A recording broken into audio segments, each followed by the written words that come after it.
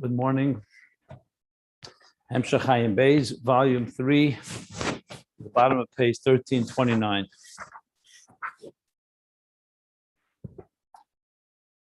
And the Rebbe Rashab, as I elaborated yesterday, is actually giving us the exact placement, both in the Torah and in the cosmos,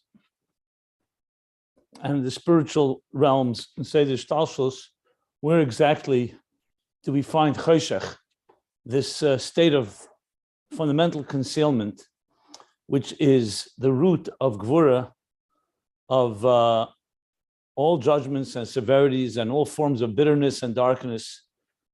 So in order to understand how to transform it, he wants to actually define what is this location exactly and what is its identity. So till now, we've been learning about the 3 forms of sweetening, and he did touch upon, more than touch upon, elaborated as well, on the Helam Ha'atzmi and Oyer and Gilui and Kav and Reshimu. This Kav being Oyer, Reshimu being a state of concealment, as we're soon going to learn more. But now he's bringing it all together in the context of the 3 types of sweetening of the Gvuras. The first type, which is not a transformation, it's just a sweetening, it's a neutralizing, or it's a nullifying process. The second type that transforms, but from the top down, Yashar, like he said, Makif, it's a higher level of chesed from Atik that has the power, like the king's face shining and glowing, that just completely transforms the Gvura, but it's not from within the Gvura. And the third, the transformation from the bottom up, that the Gvuras Atzmam, Mitzad Atzmam, what does Mitzad Atzmam mean? From their source, from the power of their source, which is Helam Ha'atzmi, not Gilui, not Chesed, they get transformed from the bottom up, like a tshuva that comes from the deepest distress or from the deepest darkness.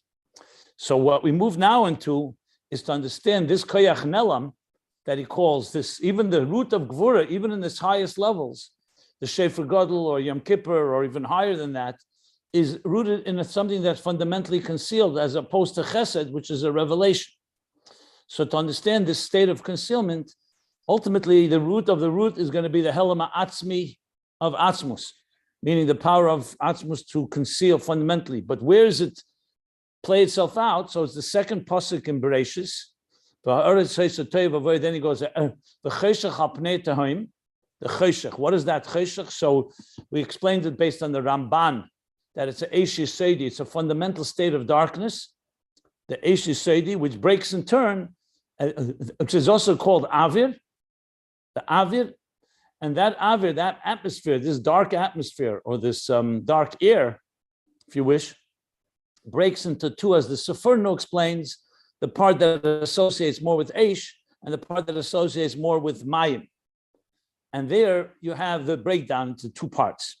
In the language of Kabbalah, he brought from the Ma'er Eir and from the Pardes, that the Ma'er Eir says it's called Avir Kadmon, and this is the space, the atmosphere left in the Mokim Pani, the space when the Tzimtzum, the great Tzimtzum that concealed the divine. So this is called Avir. So the Choshech of verse 2, according to the Ramban and Sefernu, in Kabbalistic terms, is the Avir, like he says, he calls it exactly Avir Kadmon, She'eina Nitfis, which means something we can't grasp because it's concealed, Hanishrim b'Mokim Pani be'esat Tzimtzum, that remains in that empty space, in that vacuum during the Tzimtzum. And the same thing is Keser. Keser Elyon is also that level. Avir is Bekeser, which is the state of concealment. In the Pardes, he elaborates this in different language, and he says, I'm just reviewing what we learned, in the name of the Zohar, Kiven dahu batishi yashu b'meiche, megei avir dachye deitfus. Okay, so by the way, I looked up what the word batisha, I mentioned yesterday, it means to strike or it means to pierce. But batisha, according to some, they translate it as the zivug, as the joining or the union. In when we say Azamar B'Shvachim Friday night, there's expression batish, batishin, but there I think it's translated as combining. The Atik Yemen combines all the elements of Eish Ruach, Mayim Ofer. So I'm not sure which reference, which meaning of batisha, but let's say, but regardless, it's some form of Amshacha, which manifests in Chachmeh. This is the words of the Zohar quoted by the Pardes. So when it's Yashiv B'Meiche, from the Avir Dachid, the Itfus, from within the atmosphere or the air, that nitfus that's grasp, because there's another level of Avir that's not graspable, as the Pardes explains. So there's two levels in Avir. And he says like this, that this is the two levels in Keser.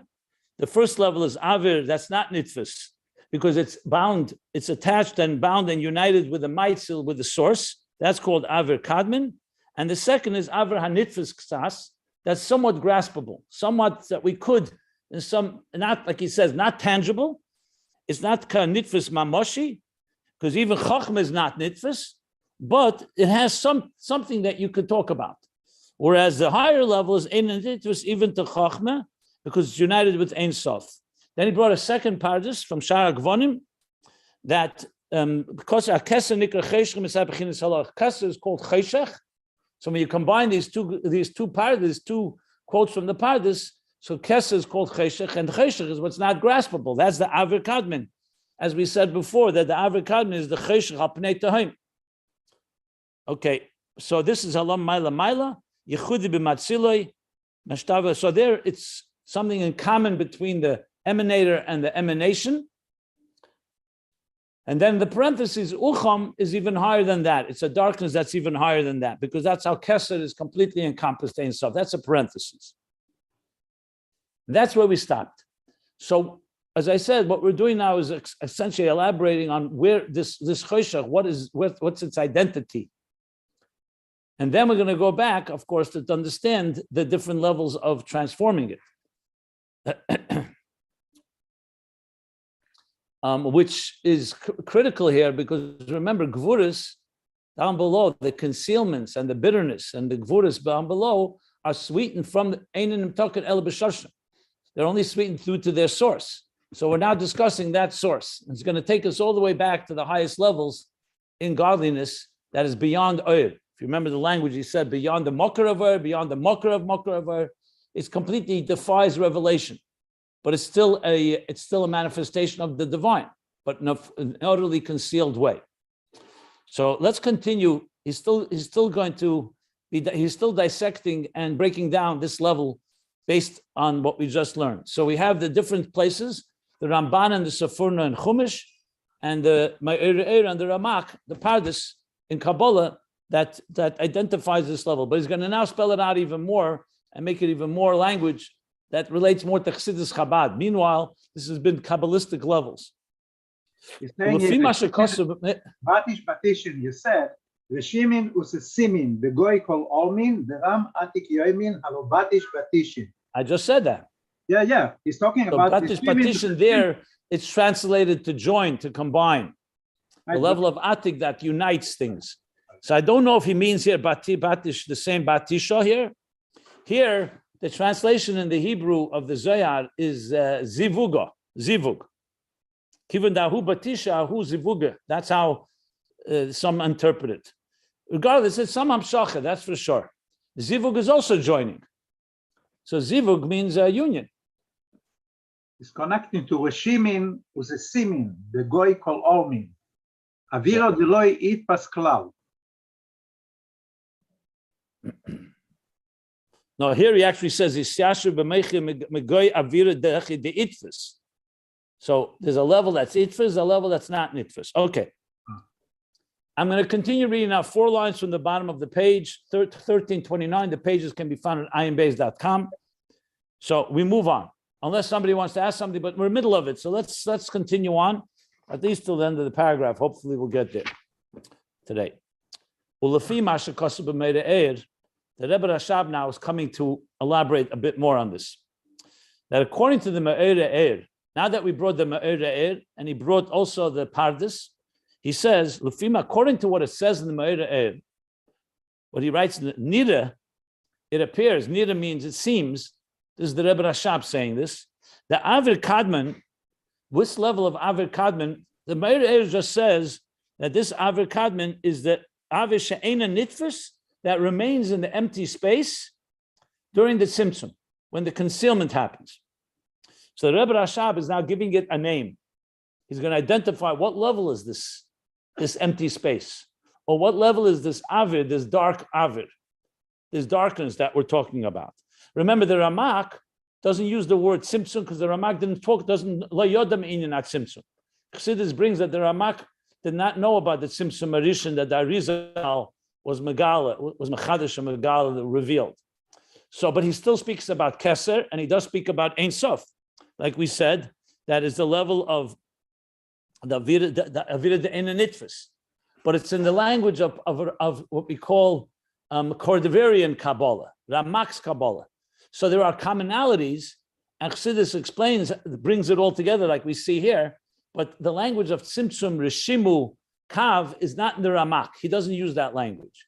He uses other terms that Chassidus explains which one relates to which. But the Ramak explains the whole picture without the Tzimtzum Arishim, even though there are concealments of the divine, but that paradigm shift of a total Tzimtzum Arishim in the language of the Eitz Chaim is not the language of Ramak.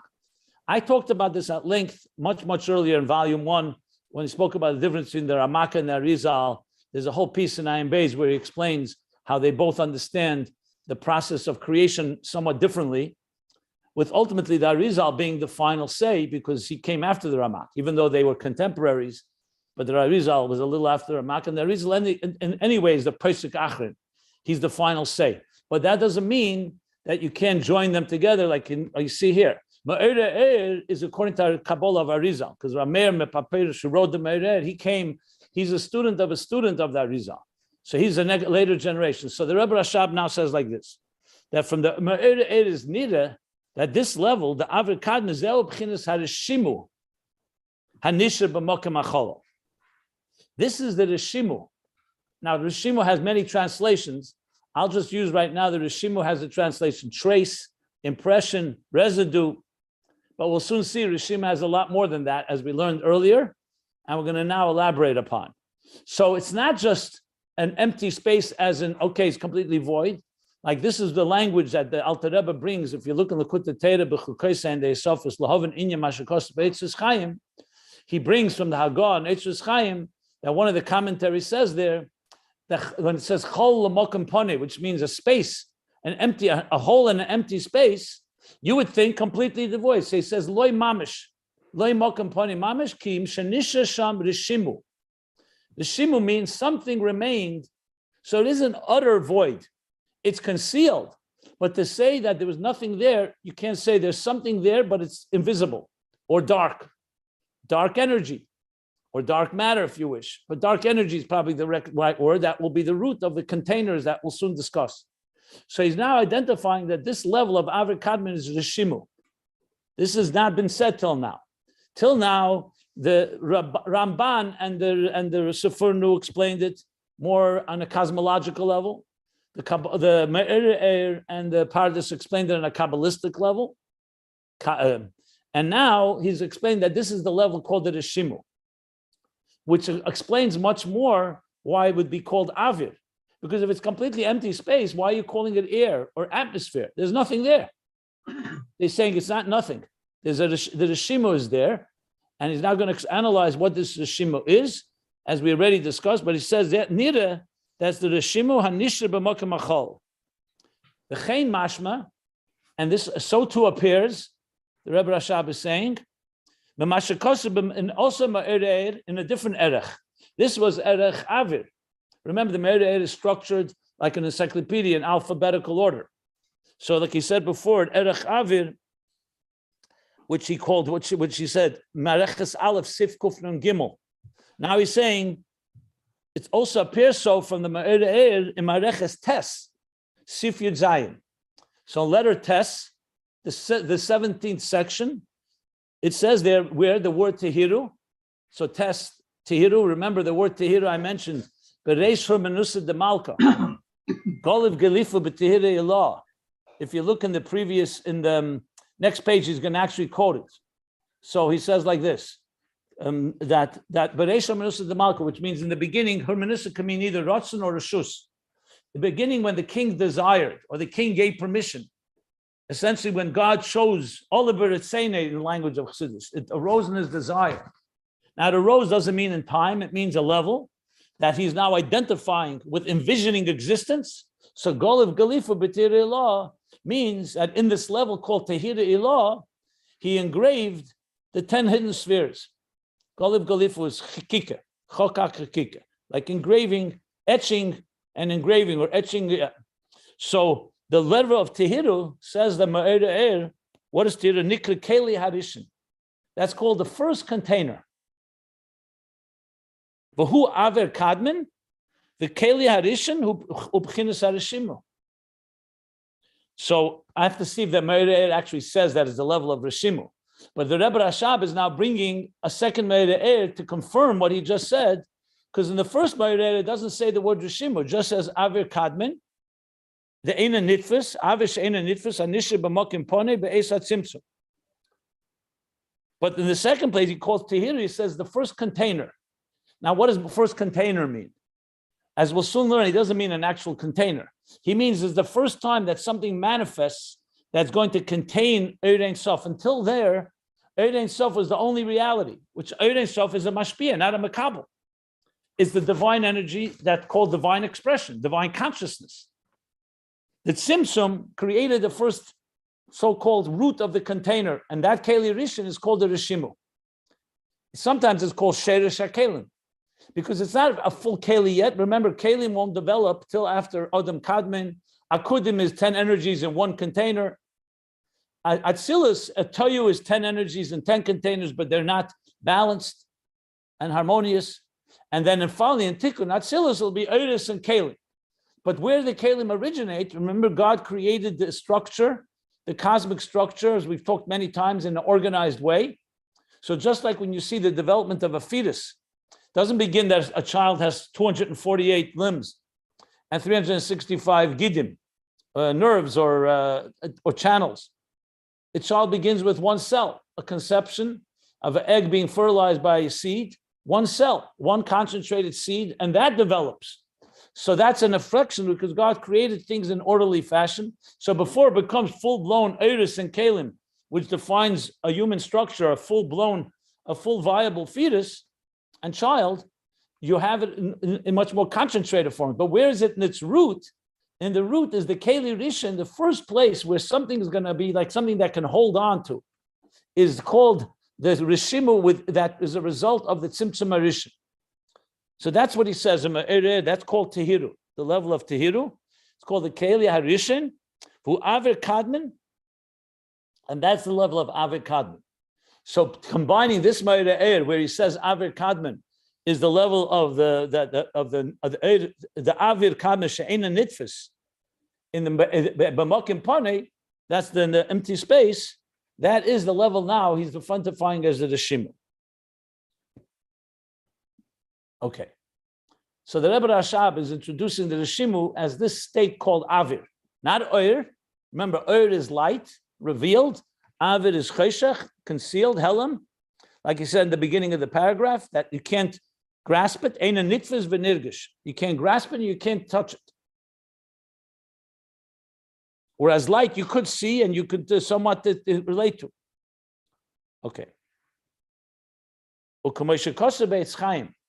And now he's bringing the Eitz Chaim from, this is the Arizal, this is Rab Chaim Vital. B'shari gulim b'yesher.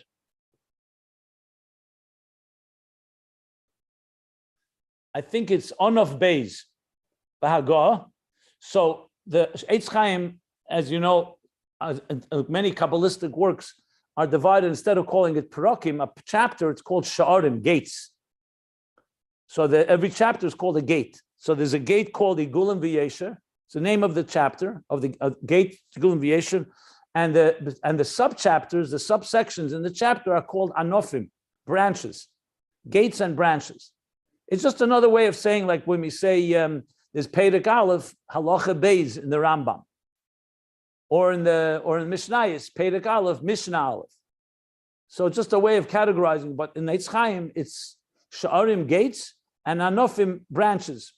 So he says, in the gate called Agol V'Yesher, Ayin Beis, Bahagah, in the gloss there, because in addition to the actual text, there's gloss, there's like either footnotes or like you see Hagahs in Tanya. They're usually in smaller letters like italic. Within a chapter, it's like a footnote or a comment in the chapter itself. So what does it say about Hagah there? The Nakuda Emtsois, Ein Sof, Sham Hoye B'chinas Sheirish Hadin.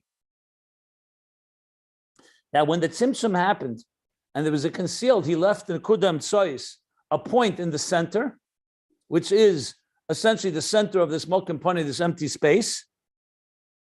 And Tsois Ein Sof in the middle, in the center of the whole, where the Ein Sof, which is Tsois of the Ein Sof, which surrounds it. Sham Hoye B'chinas Sheirish Hadin. That there begins the root of din, of gvura. V'nizgala achar kach lamata. And later this will be revealed below. Umemenu nasa hamokim shu dugmas hakeli. And from that nekuda, which he calls is the sheirish hadin, from that will become the space, which is dugmas hakeli. In other words, he's breaking down even further. When the tzimtzum happened, so the tzimtzum, a lot of different things took place. So the first thing is it concealed the divine consciousness. Let's say like this, the teacher that conceals his brilliance in order to be able to allow space for a student. But the actual dynamics, when you dissect it, comes down to this, that the tzimtzum, nekudam tsois ensof, created a nekudam tsois, which is the root of din. Now din is tzimtzum, basically. Din is everything that's concealed, like elikim, shem elikim. Midas hadin is midas hatzimtzum. And from that, nekuda of this is the root of din will afterwards be revealed below, and from that comes the space, which is compared to dugmas keli.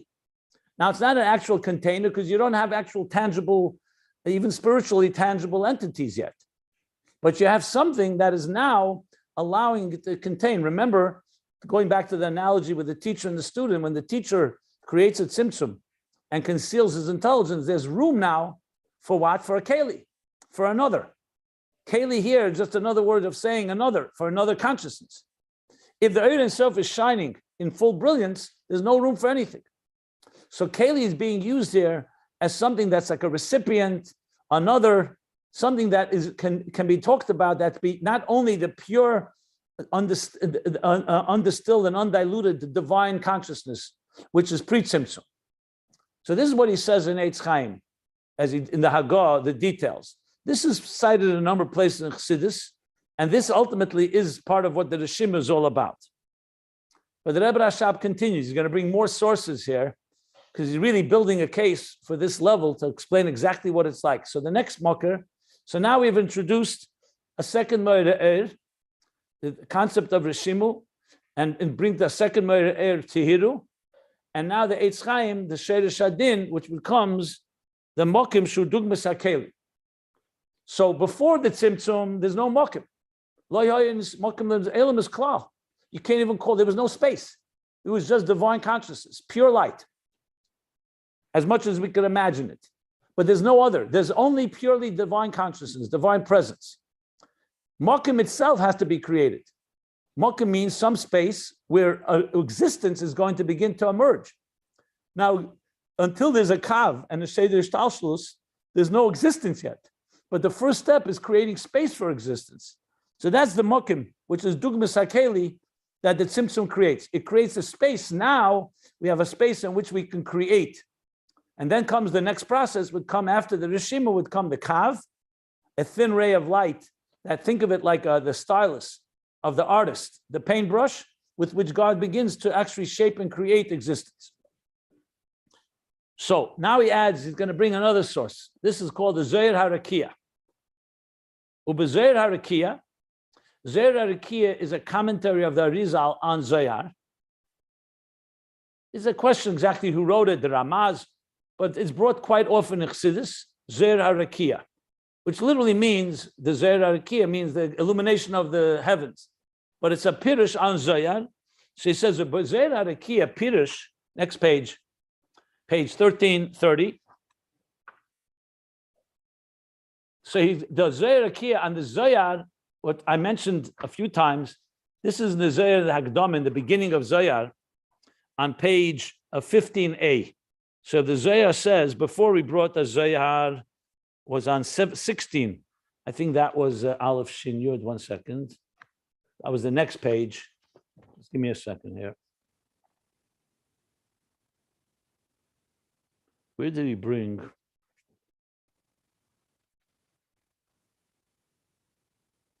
Okay. Anyway, the Zohar says the following: Bereish Hermenusa de Malka. So there it's talking, it's one of these most fundamental Zohars that are brought very often in Chassidus. Bereish Hermenusa de Malka. So Malka is the king. Hermenusa, like I said, two interpretations. Hermenusa can mean Reshus or Ratzon. Bereish, in the beginning of when God, the king, desired, or when the king gave permission. Like a king gives permission for something to happen. So we're using it as a mashal. So basically it means when God desired to create existence. So the Zohar Arakia on that statement in the Zohar, Kosav, this is the Zohar Arakia, the interpretation. What is Bereish Hermenusa de Malka? He says, Vihine, Hamokim Poni im Reshimu hanisher bay. The Mokim Poni, that empty space that the Tzimtzum created, with the Reshimu that was remained there. The Reshimu, we said, the trace, the impression, something remained there. It wasn't completely, there's no oir, but to say there's nothing, it's like sometimes even in the Big Bang, they talk about the residue that remained after the Big Bang. So you don't really see it with your physical eye, but something remained, an after effect. So the Reshimu is that after effect that remained. He says, that level is called Nikra Galifu. He says, Goliv Galifu, that's the level of Galifu, the engraving that was left. Kipirish Galifu, Mosalonu Klal B'Yadenu Haravzal. So this is the Ramaz, or whoever wrote the Zohar Arakia is writing all of this. He says, what is the meaning of Galifu? So it says, Bereish Hermenusa de Malka, Goliv Galifu B'Tehirei Elah. That's the full expression. So what is Galifu? So he says, we were Mosalonu, the Yadenu, the Rav, which is the Arizal, gave us. He delivered to us, or he passed on to us, to a klal gadol, a klal, a rule, a principle. Shepirushe klei kibul. So Golav Galif, even though I mentioned before, it means literally chkika, to engrave. But what is it engraving? A klei kibul, a receptacle, a container to receive. Remember what the Me'er said? That is the klei rishon. Who klei rishon? And how the Eitz Chaim and the Haggadah says dugmas hakeli. So now Zohar Arakia is telling us that's the meaning of the word galifu. That galifu is that the cloud, that shapirish klei kibul, that it created a receiving container, and without that you can't have a creation of existence. So the Tzimtzum didn't just conceal the divine; it also something remained there. So the Mokim Poni and the Reshimu Hanishar, within that space was created a receiving container. The Kach Kosev Achakach, and the Zohar Arakia says this also afterwards as well. In the continuing text of the Zohar Arakia, he says, "B'pirushe butzina de kardanisa." Okay, I need another introduction now. So he's further building the case. So let's talk about butzina de kardanisa. I don't know if you ever heard of this expression. It's from the next page in the Zohar there, on page 16. I said 15a is Bereish Hermenusa de Malka. Actually, no, right afterwards. He says, Goliv Galifa B'Tehir Elah, and I think then he says the words Butzina de Kardanisa, if I recall correctly. Okay, Butzina de Kardanisa is a very mysterious entity. The word Butzina means ner. It means a flame, it means a candle, a lamp. That's the word Butzina. He's going to explain it in a moment. A ner, a flame, or a candle, a light. Kardanisa, so there's different explanations. Kardanisa comes from the word that we're going to use here, a lamp of darkness, from the word Kardanisa, from the word darkness. There are others that explain Kardanisa means from the Mishnah. There's a Gemara that says Kardanisa talks about the goats in certain mountains. They were very hard mountains, so they're called very hard, like Dvorim Koshim. But I don't want to go into all the interpretations right now. But Shina de Kardanisa, for all practical purposes in our context, seems like a paradox. A lamp is light, and Kardanisa is darkness. But that's what it's called. But Shina de Kardanisa means an emanation that is dark, basically. So what does that mean? So all the commentary, all the Kabbalists, jump on this. What is Butzina de Kardanisa exactly? So he says that the Zohar Rekiya teaches like this, that this Butzina de Kardanisa is like this. The Hatzimtzum Haya B'Seid de Malchus, Hanelemes Be'Ein Sof.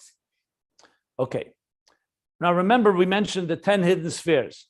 Though there's no real spheres yet, but there's the potential of spheres, and God is already envisioning and allocating the resources for what we call the 10 hidden spheres. So he says that the Tzimtzum was like Malchus of Ein Sof, the Yesod of Malchus, Hanelemes Be'Ein Sof. So it's not yet really a revealed spheres. If you recall, we spoke about, think of an artist that's envisioning the art that he's going to create. So there's no canvas yet, and there's no paint, and there's no images at all. But in his mind, he's envisioning what he's going to create afterwards. So this is the expression we use, Shir Atzmei B'Koyach. So God envisioned Chachma, Bina, Das. So we call that Spheres Hagnuzis. Es is Spheres Hagnuzis, because they're concealed within so-called the consciousness of Ein Sof. It's how Ein Sof is envisioning the finite structure of the spheres. So basically, you say the Malchus on the Lamas Be'Ein Sof, the Tzimtzum was not in the higher levels of this envisioning of Chachma, Bina, Nelama. We're calling it all concealed because it's not revealed spheres. There are no spheres like we learned in volume 1 at length. So we're talking in the lower levels of these spheres is where the Tzimtzum takes place. You say the Malchus of the concealed within the Ein Sof. The Kardanisa. And the Zohar Rekiya is saying that's the level of Butzina de Kardanisa. So it's some form of revelation, but it's still concealed. That's why it's called Kardanisa. It's a concealed lamp. Like he says, Upirush Butzina. What's Butzina? Ner lotzuk b'teichei shemen tev. It's a lamp. When you light a flame, you need to have two things. You need to have a container, like let's say when you light Shabbos candles or your Hanukkah candles. You need a container. In the container, you place oil and a wick, and then you light it. So the neir lotzuk b'teichei shemen tev is essentially the lamp is like the lamp in which you pour good oil. So it's a keli, but it's not an actual keli yet because we said before it's dugmas a keli. But you see here that this is what he's going to call the Reshimu ultimately. But he's saying that Butzina de Kardanisa is this what the Tzimtzum is the level. Butzina is the neir lotzuk b'teichei shemen tev. So that's this Butzina is a Kardanisa because it's concealed. That's how the Zohar Rekiya interprets that Zohar. V'nimtza. Now the Rebbe Rashab is taking all this data and all this information and is going to now conclude and define what level are we talking about. V'nimtza. So from this we derive that the Reshimu hibchinas keli, that the Reshimu is a level of a keli, like this lamp, that's a container. V'zeu b'chinas Avir Kadmon. And that's the level of Avir Kadmon. Now, of course, you could ask the question, 1 second here. The Reshimu sounds like comes after the Tzimtzum, after the complete concealment, then something is left. However, as we're going to learn, the Reshimu is rooted before the Tzimtzum. It's just not a Reshimu yet, because the Tzimtzum didn't happen yet. But the Reshimu is something that's left over from before the Tzimtzum. So he's basically saying this Reshimu is this potential container, or like he calls Keli, and it's called the Avir Kadmon, primordial Avir atmosphere that will allow for the receiving of the oir that will later come into those Keli. That's the bottom line that he wants to say, establishing that Avir Kadmon is the level of the Reshimu. And now he's going to answer the question that was asked yesterday. So then why is it called Avir Oir Yud if it's concealed? So he says, V'hinei Avir, hu Oir Yud. Avir is the letters Oir and a Yud. T'hainu Oir HaKol Ba'avir canal. That's the Oir that's encompassed in this Avir. Yesh Leimer. So the Rebbe Rashab explains, where's their Oir Kol? We're not talking about Oir now. We're talking about Keli. We're talking about a concealed state. So he says, Shezeu Oir HaKol Ba'Reshimu. That the Reshimu, even though it's a concealed state, and like a Keli, it has within it concealed the Oir as well. The Yesh Leimer. And this is now going to explain the two levels of Avir that he spoke about earlier. These are the two levels of the atmosphere we spoke about earlier. The one that we can grasp, and the one that's not graspable, defies grasp, and the one that's somewhat graspable. The etzema Reshimu, the very Reshimu itself, hu b'chinas avish ein nitfus. Like we're going to learn Helam and Helam Ha'atzmi. It's an avir, it's an environment or an atmosphere or an air that's not nitfus, not grasp at all. But there's sins that encompasses it in a concealed way, revelation, hu b'chinas avir nitfus. That's the second level of avir, that's nitfus, that we spoke about from the Pardes, the two levels of avir. One that's nitfus and one that's not nitfus. Now, I know this is very somewhat cryptic, so let me elaborate a bit in explaining it. And just so you should know, the next paragraph, he's going to explain it according to Chassidus. The next paragraph begins with Ayin. He's going to explain it based on something we already learned back on page 1269. But before we go there, let me just put it in this simple term so we understand what we're talking about here. I'm going to speak in more language of Chassidus now, and not so much Kabbalistic, and a little more palatable in ways that we can relate to in the language that we usually are accustomed to. So I mentioned yesterday, and I'll say it again, in order to have a dira b'tachtenim, which itself is a contradiction of terms, to take a world of tachtenim, which means a world that's the lowest in in divine revelation. Like the Alter Rebbe says in Tanya, chapter 36, the divine is completely concealed. Look at our world. It's a dark world. Dark meaning you don't see Alakus. Even though God created this world, and godliness permeates, like he says, every second, the world is perpetually created, but it's all hidden from us. That's why it's tachtenim.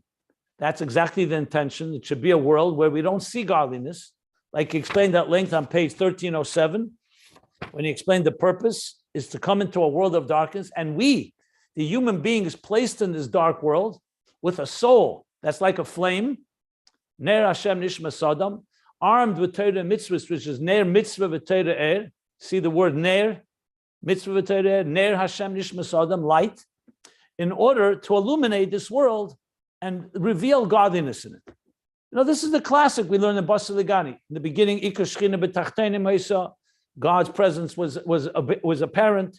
Then when they ate from the tree of knowledge, the Shechina was nostalgic and was concealed. The next level, the next generation of transgressions was even further concealed. 7 levels of concealment until Avram Avinu came, v'hischil lahoyit. Also, he brought light. So the word light and darkness is a common expression everywhere. In Chumash, cheshech al pnei hasehem v'hi oir, and then was light. That the world is cheshech, dark, and we illuminate it. So you have this expression everywhere referring to these 2 tracks, which has been very much the central theme of what we've been learning the last 30, 40 pages even. Another word of us calling it is Gvura and Chesed. Gvura is associated with darkness and concealment, Chesed with light and Gilui and kindness. Gvura is Tzimtzum, is concealment and discipline and judgments and severities, bitter and sweet. And the goal is to sweeten the bitter, to transform the darkness to light and the sweet and the bitter to sweet, as we said a number of times. In that itself, there are different levels. You can bring light and it dispels the darkness. You can transform the darkness to the point you can transform it from within, the 3rd level of sweetening. But that's the central theme and really captures the essence of all of creation, the purpose of creation. So the point is to come into a dark reality and bring the light of godliness into it to the point that it becomes a dira lo yizbarach, which is not just a home for Giluim, but a home for Atzmus. So the truth is, when Chassidus explains it, there's really 3 stages here. There's darkness, there's light, and there's Atzmus. Atzmus is neither Oyer nor Choshech, because Atzmus defies and is beyond any type of level. But God created those 2 tracks because there's no way for there to be concealment if there's no light. And there can't be light if there's no concealment. Because again, if you want to have a tachtenim, you need to have a recipient. And a recipient means there has to be something that's concealed to allow the recipient to exist, or in our words, the creation to exist, the creation and the creatures like us, or the example of the teacher and the student. And then the teacher conceals the light, but that indicates that the light can now grow. And as we expand in our minds and we learn and we grow and mature, like we learn mutfe, murgish, muskel, we go through the stages of development, we become containers to be able to contain more and more light, all the way that we could even contain the highest levels of light of before the tzimtzum. But remember, in Ayin Beis, he doesn't suffice with that. He wants more than light. He wants to actually manifest the Helam Ha'atzmi, even the part of the divine that is fundamental concealment. The Cheshach itself has also a root. So ultimately, Dira B'Tachtenim is a combination of mixing light and dark together, but also ultimately the darkness itself is transformed. And it also manifests the Koyach of Helam, or the Helam Ha'atzmi of Elokus. So that's the picture as we understand it. This is what I explain now is just a summary of how Chassidus looks at when Mashiach comes, all this will come to fulfillment after the years and years of illuminating the dark world and the darkness of Golus. We will have transformed it, and the Gili Alakus will be revealed, manifest in this physical world, that even the flesh itself, the physicality of existence will shine with godliness, but also Einoid will also reveal the Helam Ha'atzmi of God, of godliness. So now, even though we didn't discuss it at length, you could imagine that the question is, when the darkness itself is transformed, what happens with the light? Does the light disappear? The light is the light of Torah and Mitzvahs. It's the light of the neshama. So when the guf comes ultimately to relate to and to the etzem, to Helam Ha'atzmi, or like in this word, the kelim to the Reshimu that we're going to learn about, what happens to the oir? The oir doesn't disappear. So we learned that the neshama nizunis min haguf, the oir will actually benefit from it. The oir will also feed off the Helam Ha'atzmi. Because remember, there's only one God. And ultimately, we're joining together both the kav of Helam and the kav of Gili. Yecholte l'hayir, yecholte shaloi l'hayir. The power to illuminate, the power to reveal, the power to conceal, or not to reveal. So the truth is that light will contribute, that we will relate to it because light allows us to touch it and reveal it on our terms. The Helam gives us more of a taste of the etzem that's beyond revelation. So essentially, for the interface to truly work, you need both. You need both revelation, because if we don't have revelation, it won't be on our terms. That's why Ur is so vital here. Because you could say, why not just go to the Helam Ha'atzmi? Who needs Ur? But that's what Kairach's mistake was. He thought the Sheresh HaGvura is enough. Helam Ha'atzmi. But the mistake was, no, we need Giluim. We need to have teachers. We need a Moshe Rabbeinu. We need Aaron. We need Torah. Because on our own, mutve, murgish, muskel doesn't happen without education, without training, without growth, without acclimation. So the process of bringing Ur into Cheshach, which was, I kept on emphasizing, you can't jump to level 3 of sweetening and transforming the Gvura if you don't first have level 1. It's like saying, can the student reach the level of the teacher at 40 years before he learns Aleph Beis and Mishnah and Gemara, the Chumash, the Mikra, Chumash, then Mishnah, at 10 years old, Gemara at 15? No, because you have to be a keli for the oir before you become a keli for the etzem or the Helam Ha'atzmi that's higher than the oir. So the Helam Ha'atzmi ultimately reveals something that oir does not have, which is that God is beyond revelation, the atzmius of etzem, and the oir contributes to the Helam that it makes it palpable and palatable, and something we can contain, that we appreciate. Because to say koyach ha'atzmos, that God has the power to transform tachtenim into a home for God, is very nice, but that's God's power. It has to be on our terms in a way that we can internalize and integrate, and that's giluyim. So therefore, to go back to the language here, that's why we have Ur and Keli. The Keli part is to receive the Ur, and then there's a part of the Keli that reveals the etzem that's higher than Ur. But only after it receives the Ur, that's when the Keli will ultimately reach its highest prominence. That's why Malchus begins first being Biti. It's first a daughter, it's a recipient. Then it grows to be sister and equal to Zah. the moon begins being less lamagamah klum. It has nothing of its own. And it only receives from the teacher, from the shemesh, from the sun, from Zah. Then it becomes an equal to Zah. Zah, like a chesi sister. Then it becomes imi, like a mother that's a mashpia into Zah. And ultimately, it reaches a helam ha'atzmi, then a shaman nizunis min aguv, that the oyer is actually feeding off the helam ha'atzmi, because ultimately the helam has something that the oyer doesn't have. And vice versa, the oyer feeds the helam because it makes it internalized. So basically in the interface, you could say oyer is on our terms, avir or helam is more on God's terms. So when Hashem said to Moshe Rabbeinu, no one can see me and live, what does that mean? Because I'm fundamentally in a state of yashas cheshach sisre. You can't see me and live. If you see me, you are me, and I'm not at a level of gilui. And if you see me on your terms, it's not really me. The only thing you can see is the back.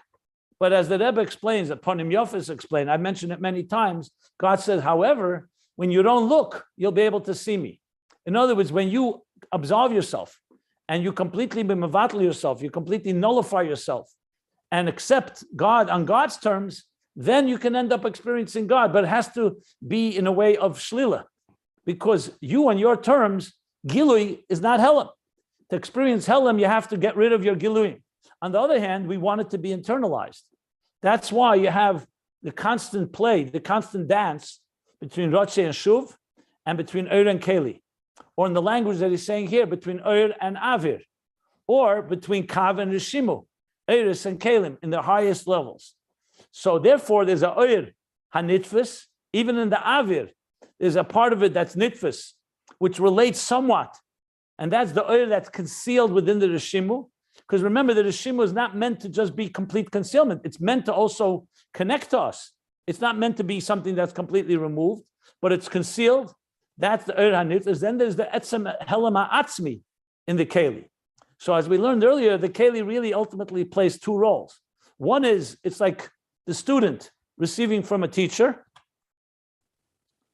And the second level is the Keli itself is rooted in the Shedish of the Reshimu all the way in the Helam HaAtzmi that's beyond the Ur. And both are necessary. So when we say, for example, Yaakov and Esav, that Yaakov basically had to harness Esav. Esav represents the guf, the Yesh HaNivra, which is connected to Yesh HaMiti, but on its own, the guf does not have direction.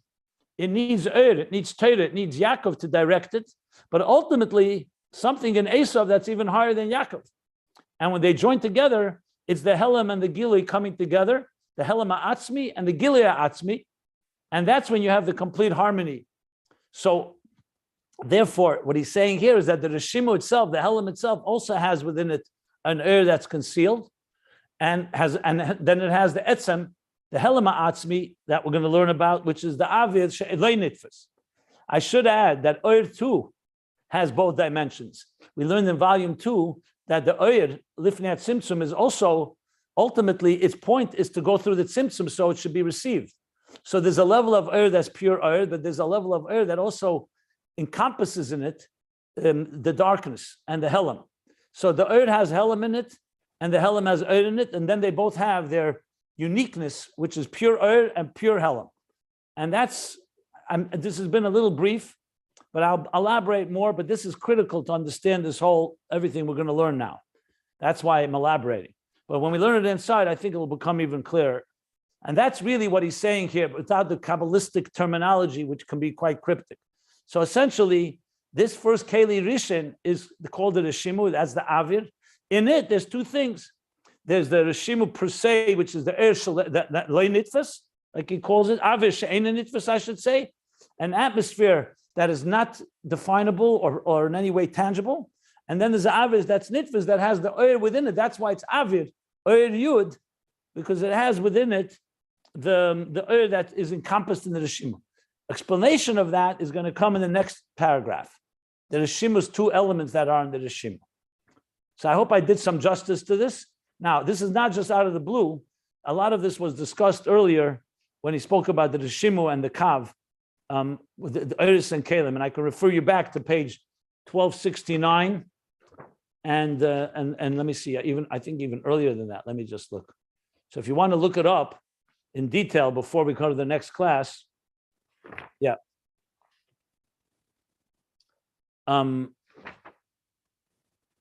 page 1268 and on is critical. And I should add on 1270 is a vital piece in explaining what the does and what the keli does in the context of what I just explained. But I explained it in far broader terms.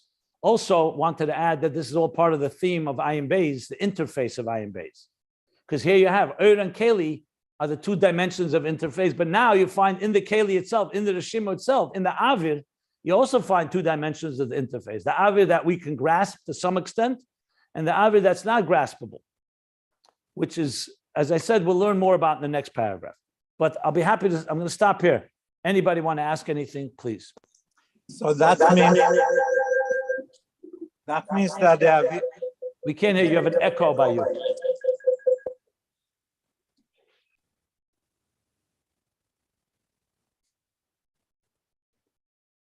I have no problem taking questions, by the way, but I would suggest absorbing this before you ask too many questions, because it's critical first to understand it before. But go ahead. Anybody want to ask? You said you want...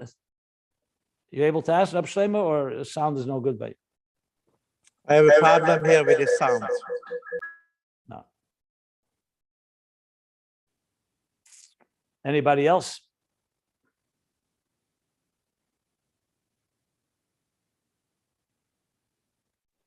I had a little bit of a hard time following, to be honest, and it's because it's kind of complicated. But is it just a question about the Reshimu? Is it to say that it is both keli and or? Doesn't say that. No, it says there's a I just explained. There's a that is what he calls kolol b'Reshimu. Right, but the Reshimu it's not part of this darkness. That's also the, what did he call it? Basically a keli, but he called it early on kibel. What did he call it? Clay kibble. Yeah, clay kibble. Isn't it? So doesn't that make the Reshimu both or and keli? Why was it clay kibble or? It's a receptacle to receive or. Right. Then but there's you another just said thing. that the Reshimu has or in it. Okay, so we'll learn this tomorrow. You'll understand it better when we learn it inside. You have to, because I don't want to just speak semantics. What does that mean, practically speaking? The Reshimu is concealed. It's just a container. That's why I'm confused. So that's why I referred back to page. This was discussed at length on page 1268 and on, and we'll learn it tomorrow inside. So I would wait till we learn inside, and you'll understand it better. Okay, thank you. Yeah, I have two questions. One is, could you explain what the this Nakuda Emsa'it is? How's that related to the Reshimu itself? And Nakuda, is it the whole Reshimu is Nakuda Emsa'it, or is it something within the Avir Kadmon? What is Nakuda Emsa'it that I mentioned? What's brought in the Zohar there? From Eitz Chaim. Yeah. Oh, right, from Arizal. Yeah.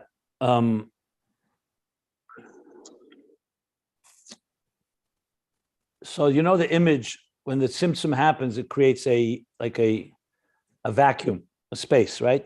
A perfect empty, like a hole in a bagel, right? We know now that in that space, it's not complete void. There's a Reshimu there. The Reshimu is sometimes called the Nekudas HaReshimu. That's sometimes the name it's used, Nekudas HaReshimu. It's like a point. A point does not occupy space. So that Nekuda is what he's talking about, the Nekuda Amtsois, which is the root of din, and later will become, from that will come the space that will be like the example of a keli. At this point, it's right now a state of concealed state. Something remained. What Chassidus calls the koyach hagvul, that we're going to learn about. So that's the nekuda amtsois within that hole in the bagel, the center point. That's so that's referring to the whole. It's called Avir Kadmon. Yeah. That nekuda emsa'it is referring to the whole Avir Kadmon. Yeah. But the koach hagvul is a source of something tangible, and yet you're describing it as light. I'm explaining it as darkness. Koach hagvul is dark, not light. Okay. So, but as I said, I suggest going back to page 1268 and on there. He explains it in detail. Okay. And tomorrow we'll learn it inside here. Okay. I don't want to jump because this is the actual text earlier and what we're going to learn about. I was referring to it, but clearly I would suggest looking at it. Then you'll refresh. Maybe you'll remember. The second question. I'm sorry. I apologize, Rav Eliezer. Go ahead, please. The second question I had was the Rebbe says here on 1329 that it says Avir Kadmon hakli rishon. I always thought that the akudim was considered the first kli rishon. Were you here when I explained akudim before with the concept of like conception? Akudim is an actual keli. Here, there's no keli here. Here is just the way the artist is envisioning existence. But akudim is already the process after there's a kav, and the kav creates ak, Adam Kadmon, then there's one. So think of God envisioning a soul coming into a body, but there was no conception yet. Right. Oh, so it's really like, you could call it maybe the Kli HaKadmon, like the primordial Kli, rather than the actual first Kli. Fine, you can call it that. So, but he calls it Kli Harishon. There he says Dugmas HaKeli. There's different terms. Keli Harishon means the conceptual container. I got you. Okay, good. Thank you. Yeah. That means that in the Avir, which is Etzem HaChoshech, HaNetzal, there is also a part that is called oil, which is the chelik that is nitpas, correct? Yes. And the explanation is going to explain in the next paragraph how the Reshimu has two things in it. One is the etzem, like I said, that the keli is rooted in the etzem helama atzmi, that's beyond gili altogether, and how the keli also has within it the element of air. That's why it can receive air and can contain air. Which is not really oil, but this is like the sheirish of the... Well, that's why I said, I would wait till tomorrow when we learn the next paragraph. He's going to explain it explicitly. He's going to explicitly explain it inside. And he already did, as I said. I'm not sure why this is not good. You want me to do all the homework for you, but I suggest go to page, if you really want to know, understand this before tomorrow, go to page 1268 and read slowly. You'll see it's all there. He explained it already. I'm not complaining that you don't remember it. It's been a while and it was pretty complex then as well. But like I said many times, this takes, I honestly probably have learned this topic itself, not just in Ayin Beis, I don't know, 500 times at least. There's so much about this. There's so much to learn about it. But you have to, ultimately, you want it to become second nature. You have to find examples. Because to memorize the terms is one thing. You have to find examples. What's a keli? That's why I keep using the example of a teacher and a student, of an artist envisioning. These examples to me are vital. Without these examples, it becomes complete memorizing cryptic chemical terms, like, without any meaning behind them. So there's a logic here. There's a logic how God creates. And he creates using light and container, just like when we teach. When I'm speaking right now, the oir is the oir, the ideas. The containers are the words I use. And they work together. If the containers are too intense and the oir is too diminished, there's not enough information being conveyed. If it's too much information and too little containers, meaning not enough words, then that's a problem. So it's all a balance between Ur and Keli, between Choshech and Ur, which is essentially why the second part, Bereshis Bara Lekim, that's why there first came Choshech, then comes Ur, and it's a constant balance. And when we do Avodah, when we teach, I mentioned Mudva, Murgish, Muskel, as we mature, what is actually happening? What is maturity? That the containers in the beginning are very raw and primitive, and slowly they become more refined. And the Ur, let's take Seichel. a newborn or a young child, the seichel is there, but it's not yet fully developed and fully manifest. As we grow and our minds develop and mature, the container becomes more conducive to receive the oil. So this is all a dance, like I said, and ultimately we're going to come to the point where the keli itself has something that the doesn't have. But that's the last step. First, we have to understand the process of and keli in this way. All this is part of this discussion here.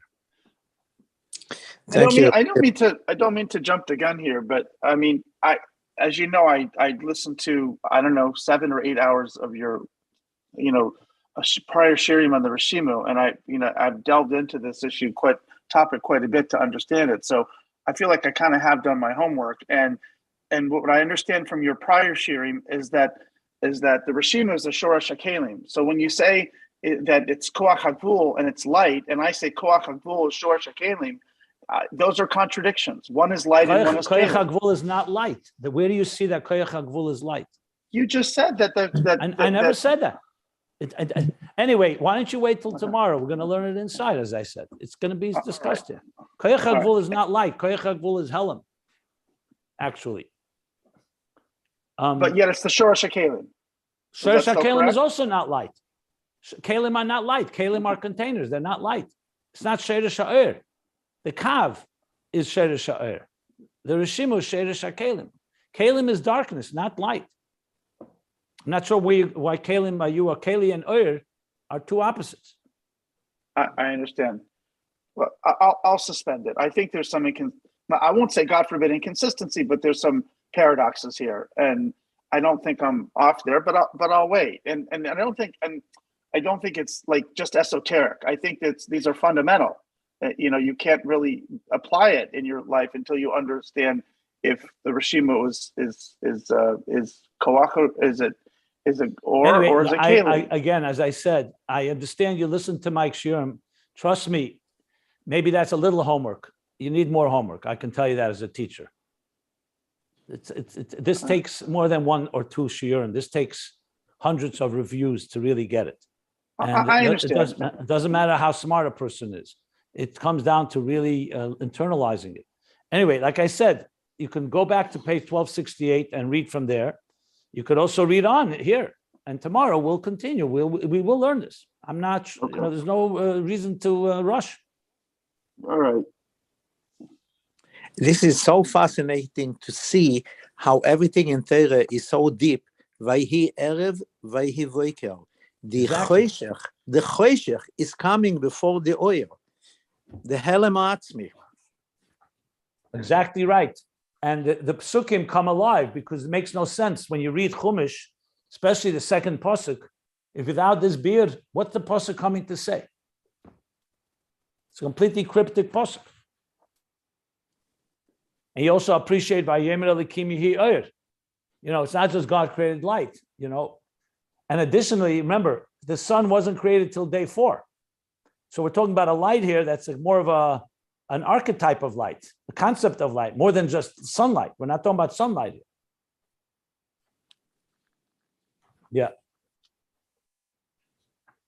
The Baresh Chashech of Ahad Nehura is back on page, what I mentioned before, page 1310, by the way. It's all part of this. That's why I mentioned it yesterday. Anyway, I can assure you this. Now we'll go over it until as many times, and hopefully everybody will understand it better and better. That's what I intend to do. But let's take it step by step. It's fine. Right now we laid out some of the building blocks.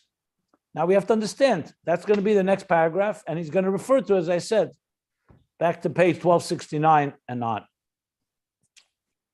Okay, so let's stop here, top of page, finish the paragraph on 1330.